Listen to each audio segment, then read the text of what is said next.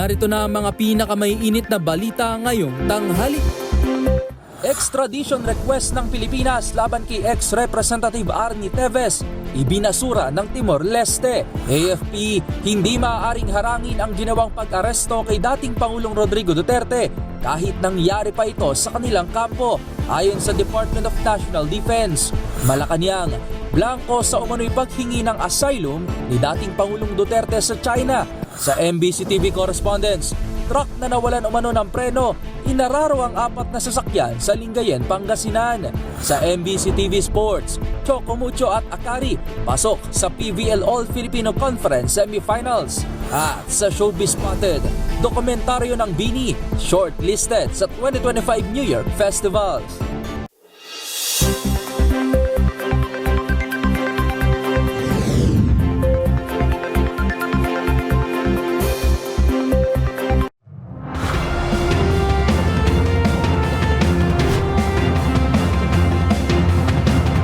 Bawat balita, makabuluhan. Bawat kwento, makapangyarihan. Boses ng Pilipino para sa Pilipino. Live mula sa MBC TV Studio. MBC TV Network News.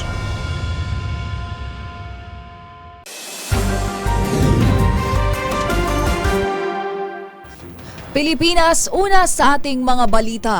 Matapos ang dating maayos na pagtanggap sa hiling ng Pilipinas, biglang binasura ng Timor-Leste ang extradition request ng Justice Department laban kay former Negros Oriental Representative Arnulfo Teves. Hinala ni Pamplona Mayor Janice Degamo, posibleng may bayaran umanong naganap kaya biglang nagbago ang isip ng kanilang korte. Narito ang aking ulat. Ibinasura ng Timor-Leste Court of Appeal ang extradition request ng Department of Justice para pauwiin sa bansa ang dating kongresista ng Negros Oriental na si Arnulfo Arnie Teves na kumakaharap sa patong-patong na reklamo kaugnay ng mga kasong pagpatay. Ikinagulat at ikinadismaya naman ng DOJ ang desisyong ito ng korte. 2 beses na kasing inaprubahan ng Timor-Leste ang extradition request para kay Teves Hunyo at Disyembre noong nakaraang taon na inapela naman ang kampo ni Teves. Ayon sa ahensya, nakakabahala na bigla itong nagbago ng desisyon. Hindi rin makapaniwala si Pamplona Mayor Janice Degamo na ito ang naging direksyon ng kaso. Posible aniyang may nababayaran ng kampo ni Teves upang pumabor sa kanila ang desisyon ng Timor-Leste. Sa panayam sa DZRH kay Degamo, sinabi nito na may mga nakarating na rin sa kanilang impormasyon na tinutulungan umano si Teves ng anak ng isang mataas na opisyal sa Timor-Leste. Nakasosyo na rin ito sa kanyang gambling business. Baka po pwede nyo kaming tulungan i-confirm pero merong mga sabi-sabi na he is now closely working with someone in Timor na anak ng very high-ranking official there. Introducing, I think, all the gambling things here na dinala din doon. Humihingi naman ng DOJ ng paglilinaw ukol sa mga naging batayan sa naging desisyon ng korte. Nakatakda na makatanggap ang ahensya ng official copy ng nasabing ruling. Samantala, bumuelta naman ang kampo ni Teves sa pamamagitan ni Attorney Ferdinand Topacio at tinawag ang naturang desisyon na triumph of the rule of law. Giit ng DOJ, susuriin ito ang lahat ng legal option ng pamahalaan para lamang maibalik si Teves sa bansa para harapin ang mga kinasasangkutan niya at masiguro na mapapanagutan niya ito. Para sa MBC TV Network News, ito si Rose Babiera ng DZRH TV. Una sa Pilipinas, una sa Pilipino. Sa iba pang balita, sandaling sumiklab ang isang sunog sa St. Luke's Medical Center sa Quezon City kaninang umaga. Ayon sa Bureau of Fire Protection, isang electric griller ang nakikitang pinagmula ng apoy. Una sa balitang yan si Val Gonzales. Pasado alas 9 ng umaga nang sumiklab ang sunog sa bahagi ng isang gusali sa St. Luke's Medical Center sa E. Rodriguez Avenue, Barangay Kalusugan, Quezon City. Batay sa report ng Quezon City Fire Department, electrical fire ang insidente. Sa inisyal na report ng BFP Quezon City, sa electrical griller nagsimula ang apoy. Pero wala pang 10 minuto ay naapulanada kung alas 9:17. Kaya't agad na napawi ang pangamba ng mga pasyente at kanilang mga kaanak na nakakonfine sa nabanggit na ospital. Hindi na nakapagtaas pa ng alarma at idiniklara ng fire out ang sunog. Wala ring naitalang nasaktan o nasugatan sa insidente. Para sa MBC TV Network News, ako si Val Gonzales, DZRH, una sa Pilipinas, una sa Pilipino.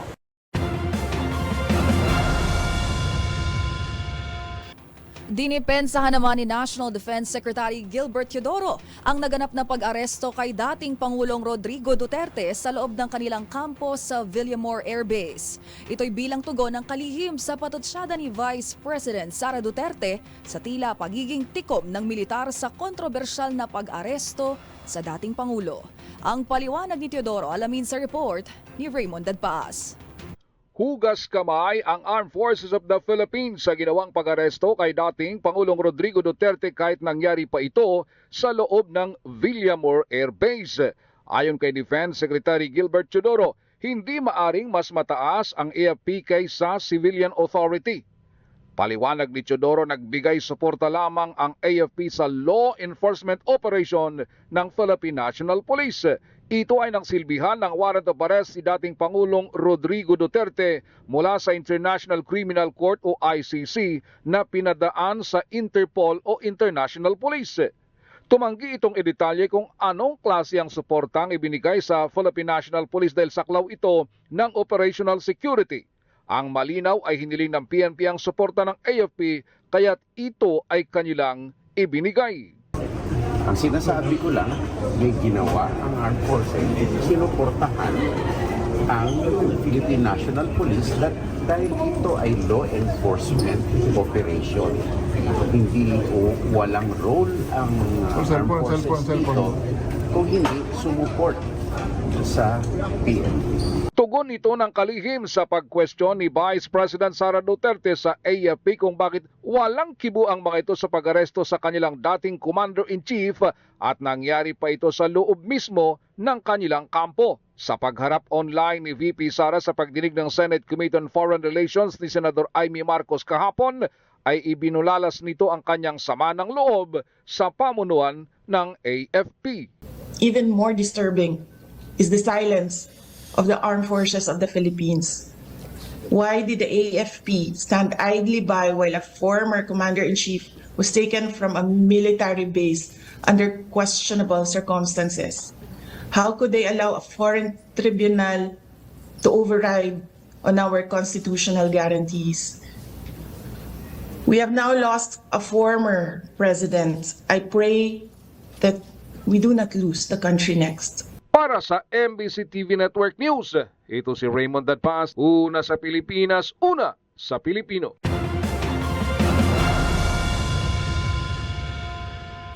Blanco pa ang Malacanang tungkol sa impormasyong humingi umano ng asylum si dating Pangulong Rodrigo Duterte sa China. Ayon kay Palace Press Officer Claire Castro, tanging ang pagdating lang ni Duterte sa Hong Kong ang nakarating sa kanilang balita. Matatanda ang napabalita na tinanggihan umano ng China ang hirit na asylum ni Duterte bago siya tuluyang mapaaresto ng International Criminal Court o ICC pagdating nito sa Pilipinas. Samantala, pinasunungulingan naman ni dating presidential spokesperson Harry Roque ang naturang ulat. Paliwanag ni Roque, hindi kasapi ang China at Hong Kong sa 1951 Convention on the Rights of Refugees and Asylum Seekers. Kaya imposibleng mag-apply ng asylum dito ang dating Pangulo.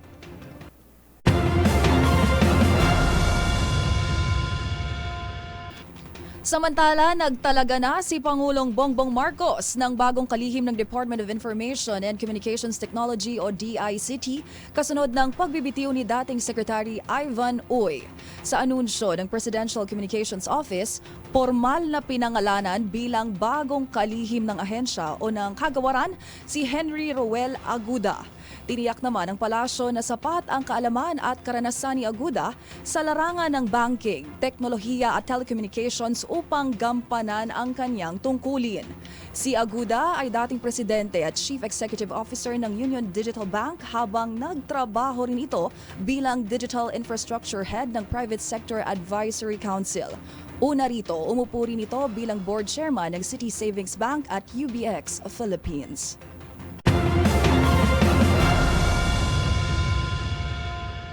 Nagpatiwakal ang isang 50 anyos na magsasaka sa Gimba, Nueva Ecija dahil umano sa matinding depresyon at labis na pagkalugi sa pagsasaka. Ang biktima, naisugod pa sa ospital ngunit idineklarang dead on arrival. Ang mga detalye alamin sa report ni Wina Hesoro. Isa na namang 50 anyos na magsasaka ang nagkitil ng sariling buhay sa Guimba, Nueva Ecija. Ayon sa ulat, dumaranas na matinding depresyon ang biktima dahil sa pagkalugi nito sa pagsasaka at napag-alaman din na sinisingil ito ng kanyang pinagkakautangan na ginamit na puhunan sa kanyang pagtatanim. Matatandaan na sinabi ni Magsasaka Party List Congressman Archel Joseph Kabatbat sa DZRH na sunod-sunod na umano ang nagpapakamatay ng mga magsasaka sa Central Luzon dahil sa pagkalugi nila sa pagsaka ng palay.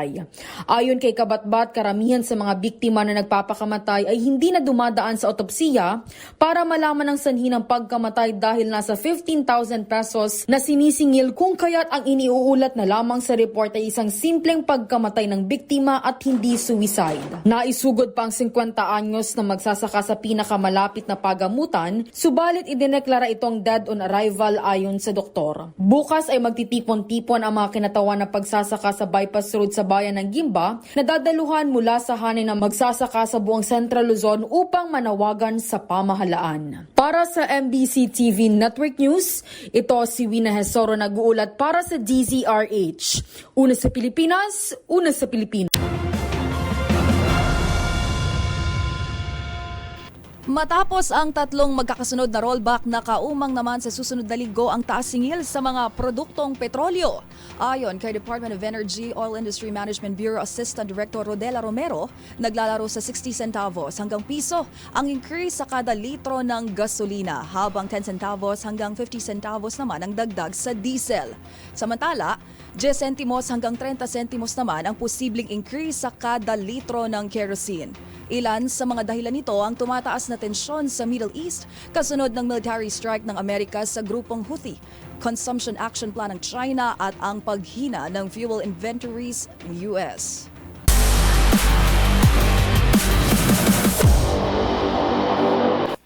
Sa mundo ng volleyball, pasok na sa PVL All-Filipino Conference Semifinals ang Choco Mucho at Akari. Yan ay matapos taluli ng Flying Titans ang PLDT sa quarterfinals, habang dinumina naman ng Chargers ang Galleries. Ang mga naging laro, tinutukan ni Matchpoint Mili Borja.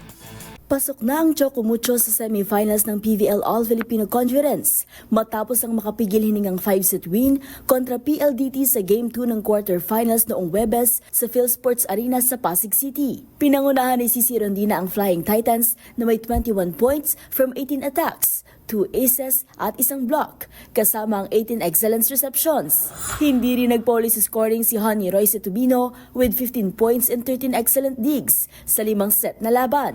Habang nasayang naman ang 34-point explosion ni Savvy Davison para sa PLDT, kung saan 33 dito ay galing sa attacks. Samantala, pasok na rin sa semifinals ang Akari matapos ang kanilang 5-set victory laban sa Galleries sa Game 2 ng kanilang best of 3 quarterfinal series. Tumabla ang laban sa 11-all sa 5th set. Sa huli, si Faith Nisperos ang nagtapos ng laban para sa Chargers. Pinangunahan ni Soyud ang Akari na may 20 points mula sa 18 attacks, habang may 15 points naman si Faith Nisperos. Nakapagtala si Jewel Encarnacion ng game-high 21 points para sa Galleries, habang nag-ambag naman sina Franz Ronquillo ng 16 points at Rosel Balito na may 14 points. Ngunit hindi ito naging sapat upang mapahaba pa ang kanilang campaign. Samantala, sa March 29, araw ng Sabado, magsisimula ang tapatan ng 4 na teams para sa semifinals. Para sa MBC TV Network News, ito si Mili Borja ng DZRH TV, una sa Pilipinas,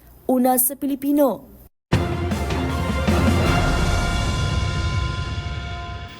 Narito ang mga balitang dapat ninyong abangan. Amerika nangakong tutulungan ng Ukraine na maibalik ang mga batang tinangay ng Russia. Sa Showbiz Spotted, kontrobersyal na direktor na si Daryl Yap nagpiyansa sa kasong cyber libel. At sa trending and viral show, pangahampas ng bakal sa isang pusa sa Pasig City, huli sa CCTV. Ang lahat ng yan sa pagbabalik ng MBC TV Network News.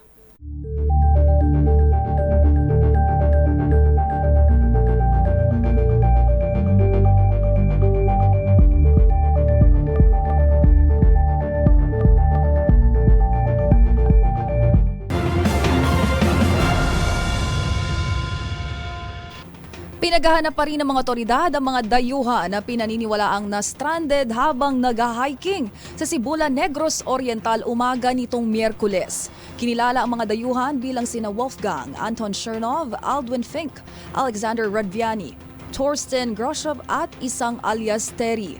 Sa anunsyo ng Valencia Negros Oriental Parish Emergency Rescue Unit Volunteers, unang tinahak ng rescue team ang daan papuntang Twin Lakes.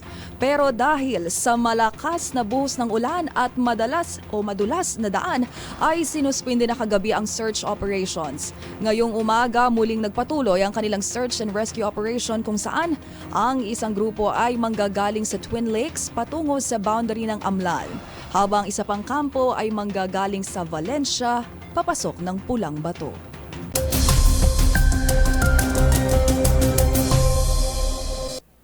Sa ating ulat panahon ngayong Biyernes, iba yung pag-iingat dahil uulinin pa rin ang malaking bahagi ng bansa epekto ng tatlong weather systems. Sa 24-hour rainfall advisory ng Pag-asa, may banta ng katamtaman hanggang malalakas na pag-ulan ng shear line. Kabilang sa mga posibleng bahain ay ang mga mabababang lugar sa Sorsogon, Masbate, Biliran, gayon din sa Samar at Leyte provinces. Pero bahagya namang mababawasan ang mga apektadong lugar ng shear line simula bukas. Umiiral naman ang malamig na amihan sa halos buong Luzon at magpapaulan sa Cagayan Valley, Apayao, Aurora, Quezon at nalalabing bahagi ng Kabikulan. Samantala, magdadala rin ng scattered thunderstorms and easterly sa Davao, Zamboanga Peninsula at southernmost portion ng Mindanao. Over the weekend, tinatayang magpapatuloy ang bugso ng amihan sa Metro Manila bago ito unti-unting mawala simula sa Lunes. Maghanda na po ang lahat sa pagpasok ng tag-init.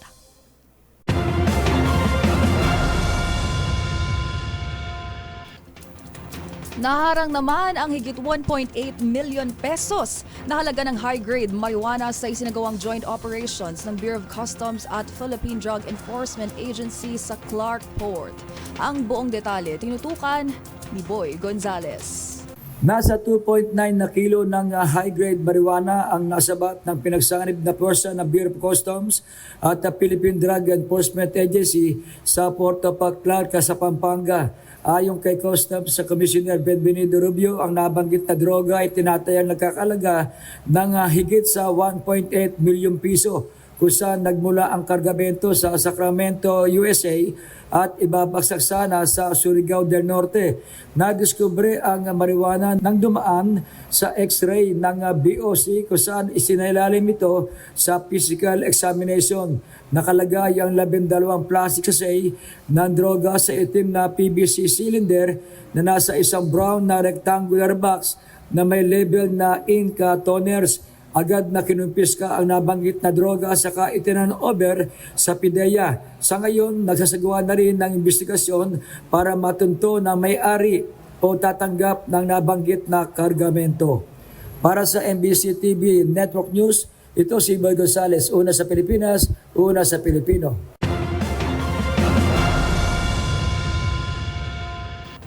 Muling nagpatawag ng pagdinig ang House Drug Committee kaugnay ng cybercrimes at fake news. Ang buong detalye ibabalita live ni Milky Regunan. Milky?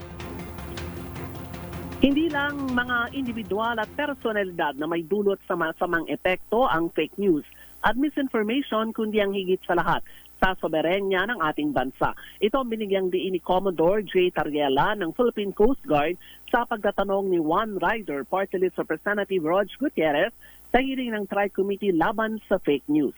Ayon kay Tariela, nakababahala dahil bukod sa inaangkin na West Philippine Sea, ang narrative ngayon ng China base sa mga fake news ay kanila umano ang Palawan at Luzon Island. Sabi ni Tariela, umaapela na sila sa Philippine News Agency, Presidential Communications Office, National Historical Commission at iba pang mga concerned government agencies na paigtingin ang information campaign dahil mapanganib na sa soberenya ng Pilipinas ang fake news sa China. Narito ang interpellation ni One Rider Party List Representative Rog Gutierrez kay Commodore J. Tariela. Republic of China. This is their new narrative right now. Ang dating narrative po nila ay simply limited to the surface features in the West Philippine Sea po, no? But yes, never have they claimed Palawan as having their ownership. Yes, sir.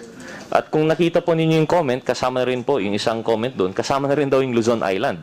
na inhabited daw ng China at pagmamay-ari po nila. Is that the first time for you to hear this claim also? Yes, sir.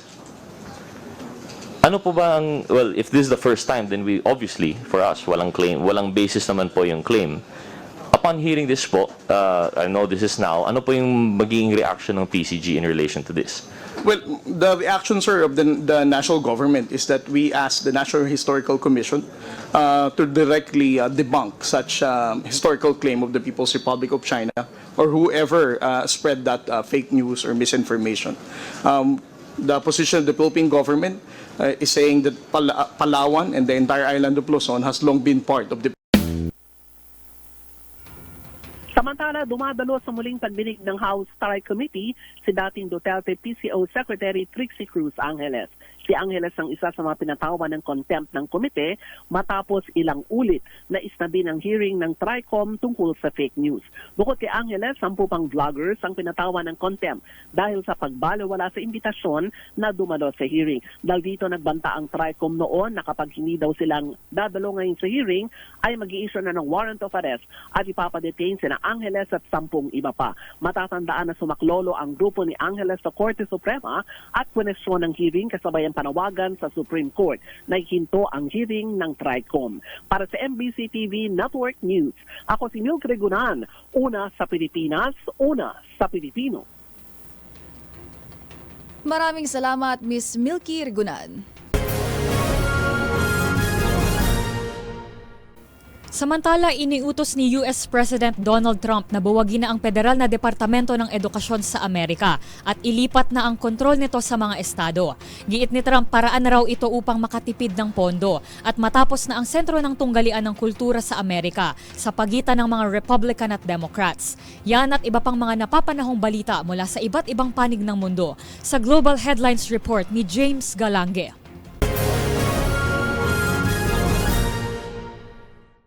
Nilagdaan ni United States President Donald Trump ang isang executive order na naglalayong buwagin ang kagawaran ng edukasyon upang bawasan ang federal oversight at ibalik ang kontrol sa mga estado. Ayon kay Trump, kinakailangan umano ito upang makatipid ng pondo at mapabuti ang mga pamantayan sa edukasyon sa Estados Unidos na anyay na pag-iiwanan na ng Europa at China. Ngunit sa loob ng maraming dekada, naging sentro ng tunggalian ng edukasyon sa kultura ng Amerika at matagal nang nais ng mga Republican na alisin ang kontrol nito mula sa pamahalaang federal. Ngunit kinakailangan pa rin ni Trump ng suporta mula sa Kongreso upang maisabatas ang naturang panukala at gumawa ng batas na kinakailangan para mailipat ang mga tungkulin nito sa ibang ahensya. Samantala, sa kabila ng nangyaring pagbubuwag ng kagawaran ng edukasyon sa Estados Unidos, nangako pa rin si US President Donald Trump na tutulungan nito ang Ukraine na mabawi ang libo-libong batang Ukrainian na umunoy dinukot at dinala sa Russia. Magugunit ang naiulat noon ng Yale School of Public Health na persang ipinapadala ng Russia ang mga batang Ukrainian na nakukuha nito mula sa mga occupied Ukrainian territories at gawing Russian citizen o kung tawagin ng Kremlin sa Russia ay Russify. Ayon sa ilang ulat, maraming bata ang nakaranas ng pang-aabuso, kakulangan sa pagkain at pagkahiwalay sa kanilang mga pamilya habang sila ay dinodoktrina ng Russia at madalas na sumasailalim sa military training. Sa kasalukuyan, tinatayang mahigit 8,000 bata pa ang nasa Russia habang mahigit 1,000 pa lamang nakakabalik sa kanilang mga pamilya. Sa iba pang balita, umakyat na sa mahigit 500 katao ang nasawi matapos madagdagan ng 71 ang nadamay matapos ang ikalawang pagbobomba ng Israel sa Gaza Strip, Palestine. Pangamba ng ilang residente kung makakaligtas pa sila sa muling pagsiklab ng digmaan sa kanilang lugar matapos ang halos 2 buwang tigil putukan. Sumagot naman ang pag-atake ang militanteng grupong Hamas na nagpakawala rin ng missile sa Tel Aviv, Israel. Sa ngayon, wala pang ulat ng casualties sa nasabing lugar ukol sa nangyaring sagutan ng mga pag-atake. At yan naman nakalap nating balita mula sa iba't ibang panig ng mundo. Para sa MBC TV Network News, ito si James Galange ng DZRH TV, una sa Pilipinas, una sa Pilipino.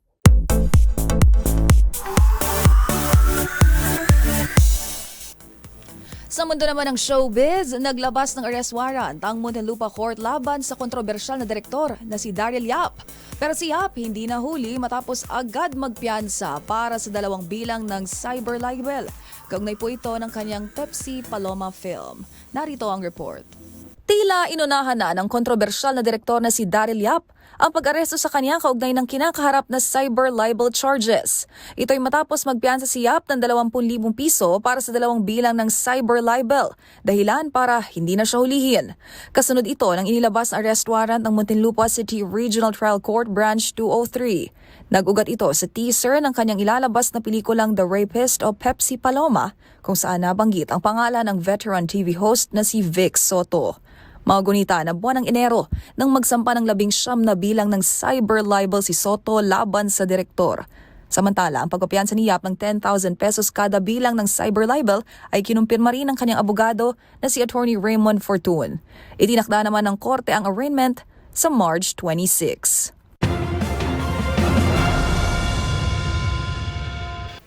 Abangan sa aming pagbabalik sa MBC TV Sports, kasalukuyang statistical leader sa UAAP Season 87 Men's at Women's Volleyball. Kilalanin sa Showbiz Spotted, dokumentaryo ng Bini, shortlisted sa 2025 New York Festival. Yan at marami pang iba rito sa MBC TV Network News.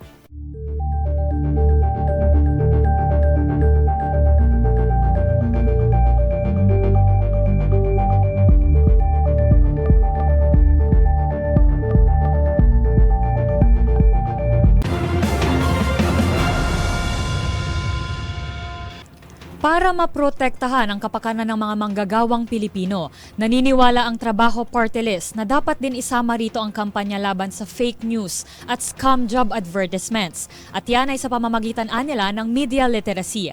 Tinutukan niya ni Edniel Parosa. Kasabay ng pag-unlad ng bansa at paglikha ng mga lehitimong trabaho, isa sa mga isinusulong ng Trabaho Party List ang kahalagahan ng media literacy para sa mga naghahanap buhay. Ginawa ng Trabaho Party List ang pahayag sa gitna ng paglaganap ng fake news at pagliparan ng scam na job advertisements na bumibiktima sa mga naghahanap ng trabaho. Ayon kay Attorney Michelle David Espiritu, tagapagsalita ng Trabaho Party List, mahalagang labanan ng fake news dahil nakaapekto ito sa pag-unlad ng bansa. Kaugnay nito, sinabi pa ni Attorney Espiritu ng Trabaho Party List na itinutulak din nilang palakasin ng mga polisiyang tutuldok sa fake news para sa responsableng pagkonsumo sa media. Kaya naman nanawagan ng Trabaho Party List ng mga ahensya ng gobyerno, pribadong sektor at educational institutions na magkaisa upang magkaroon ng sapat na kaalaman ng publiko patungkol sa media literacy. Yes, Karen, nakipag-ugnayan ang Trabaho Party List sa Department of Education. Una-muna sa lahat, education, importante. Critical thinking tsaka fact-checking, baka hindi yun uso nung kabataan tayo, nung elementary, high school tayo, pero importante sa panahon ngayon. Pero hindi lang sa ating mga kabataan, pati sa mga nakakatanda, sa working age, importante ang education. Ang pinupush ng Trabaho Party List ay responsible media consumption.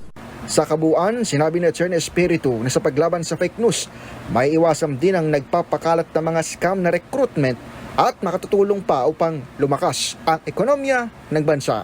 Para sa MBC TV Network News, ito si Edniel Parosa na DZRH. Una sa Pilipinas, una sa Pilipino.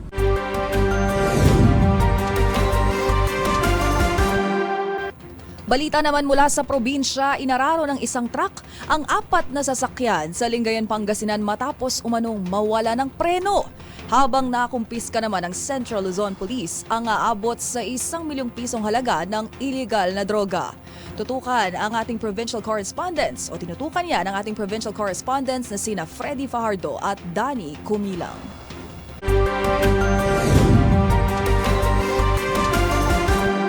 Inararo ng isang truck ang 4 na sasakyan sa Provincial Road ng Barangay Kibao, Lingayen, Pangasinan. Ayon kay Lingayen Chief of Police Lieutenant Colonel Amormio Sumini, naganap ang aksidente 1:30 ng hapon at sinabi umano ng driver na si Michael Gonzales, 41 years old, residente ng Libis East, Canumay, Valenzuela City, na nawalan ng preno ang kanyang truck dahilan upang mabangga niya ang nasa harapang van na bumangga naman sa pickup at bumangga sa Innova bago pa sumalpok sa SUV. Wala namang nasaktan sa nasabing karambula. Ganun pa man ay dinala sa paggamutan ang 5 driver na sumailalim sa alcohol-free na pawang ng mga nagnegatibo. Sa ngayon nasa kustudiya ng Lingayen Police Station ang truck driver na si Gonzales at sinasabi na aayos daw ng kanyang amo, yung may-ari ng truck, ang mga nadisgrasya.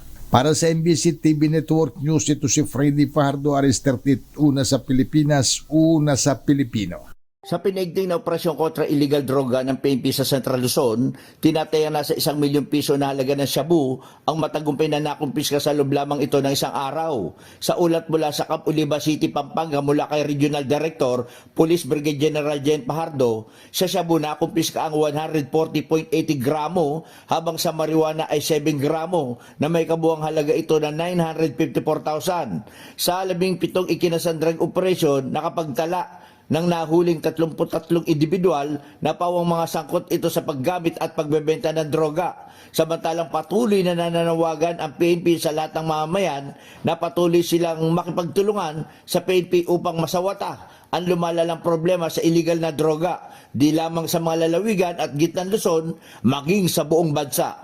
Para sa MBC TV Network News, Danny Kubilang, RS37, una sa Pilipinas, una sa Pilipino.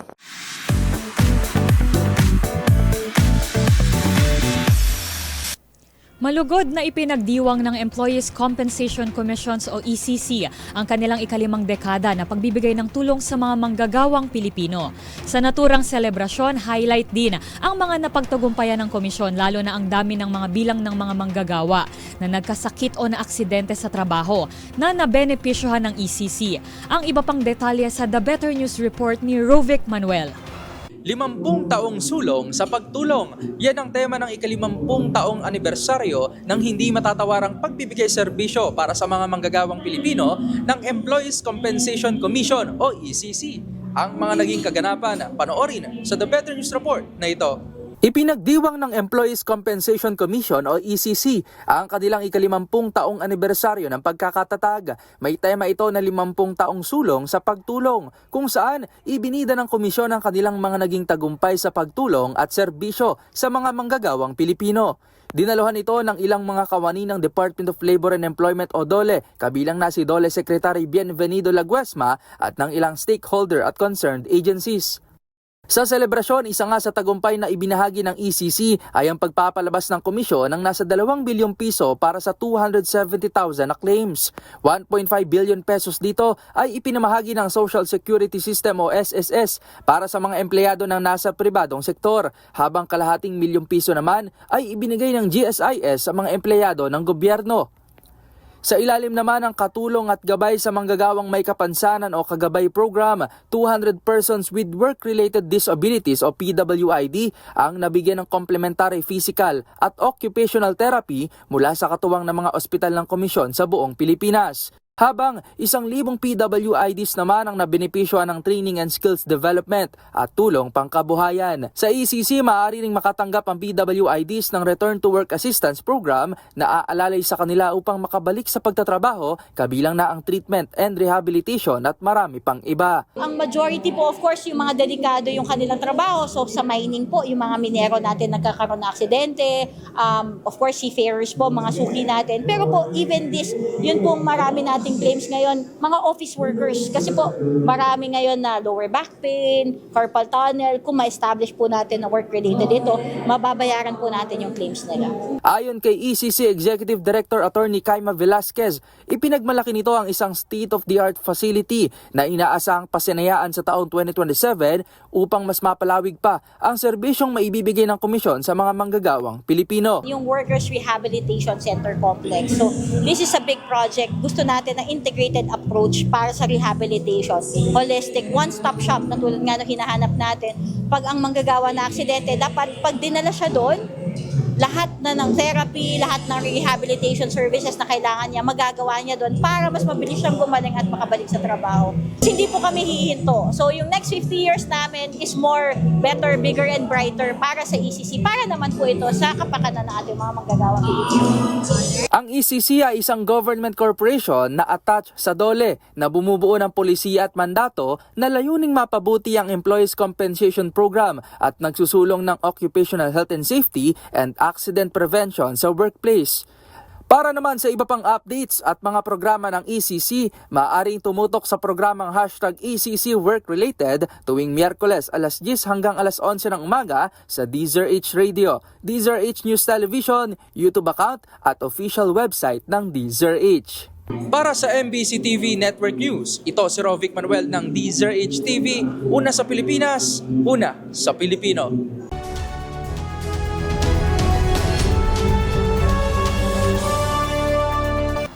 Pasintabi po muna sa mga nanananghalian.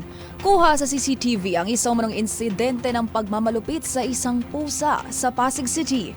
Kita kasi rito ang isang lalaki na pinaghahampas ng bakal ang naturang hayop dahilan para sampahan ng kaso ang sospek. Ang karampatang parusa nga harapin ng may sala, tutukan sa trending report ni James Galange.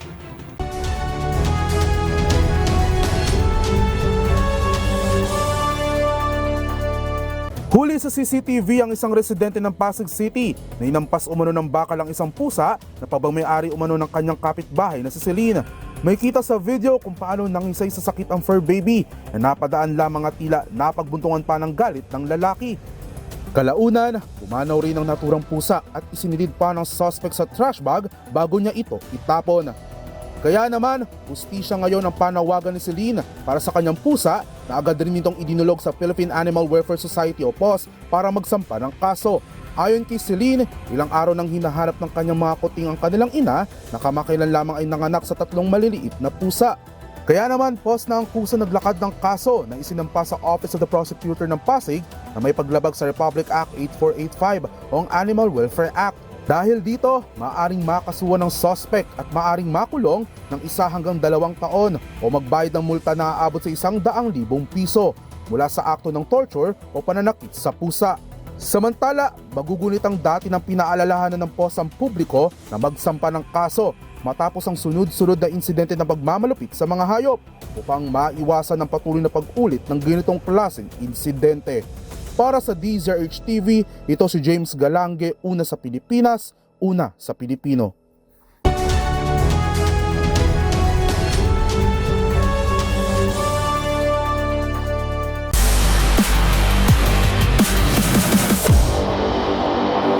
Sa mundo ng volleyball, nangunguna sina UAAP volleyball stars Bella Belen ng NU Bulldogs at Kennedy Batas ng Ateneo Blue Eagles sa Season 87 volleyball statistical points. Sa unang round ng tournament, dinumina ng 2 ang mga kapwa volleyball players sa men's at women's division. Ang mga detalye sa report tinutukan ni Millie Borja. Nanguna ang mga volleyball star na sina Bella Belen ng National University at Kenny Batas ng Ateneo de Manila University sa kanilang mga division matapos ang unang round ng UAAP Season 87 Collegiate Volleyball Tournaments. Si Belen na dating UAAP Season 84 at Season 86 Most Valuable Player ay nakapagtala ng 159.600 statistical points upang manguna sa women's division. Sa kanyang senior year, mayroon itong 107 total points, 33.47% spiking efficiency at pinakamaraming aces sa 0.63%. Nakasama rin siya sa top 10 sa digging at receiving. Samantala, sa men's division naman, pinangunahan ni Batas ang listahan na may pinakamataas na SPs na may 160.370 SPs. Nangunguna siya sa pinakamaraming total points sa 142, kasunod ng 45.52% spiking efficiency, 0.37 aces per set at 1.44 digs per set. At sa pagsisimula ng ikalawang round ng tournament, patuloy ang matinding labanan ng UAAP Season 87 Volleyball kung saan marami pang posisyon ang maaaring magbago. At yan ang mga latest updates sa mundo ng sports. Para sa MBC TV Network News, ito si Millie Borja ng DZRH TV, una sa Pilipinas, una sa Pilipino.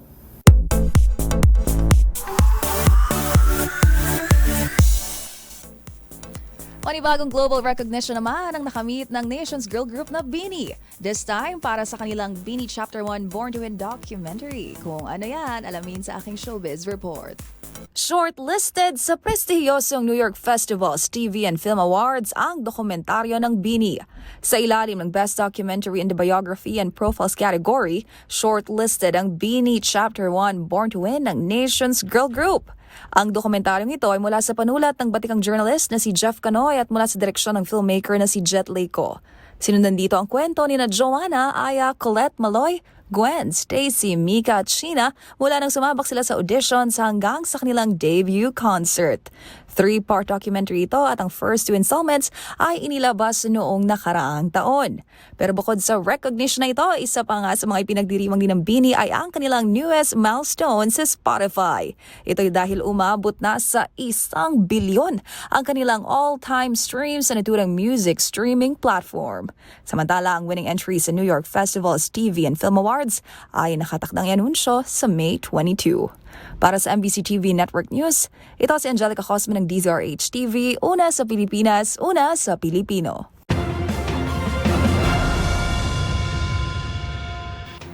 At yan ang mga nakalap naming balita ngayong Biyernes. Sa ngalan ni Yuel Reyes, ito po si Angelica Cosme. At sa ngalan ni Ms. Karen Oyong, ito po si Rose Babiera. Magkita-kita tayong muli sa darating na Lunes para sa mga balitang makabuluhan, mga kwentong makapangyarihan. Hatid ang boses ng Pilipino para sa Pilipino, ito ang MBC TV Network News. Una sa Pilipinas, una sa Pilipino.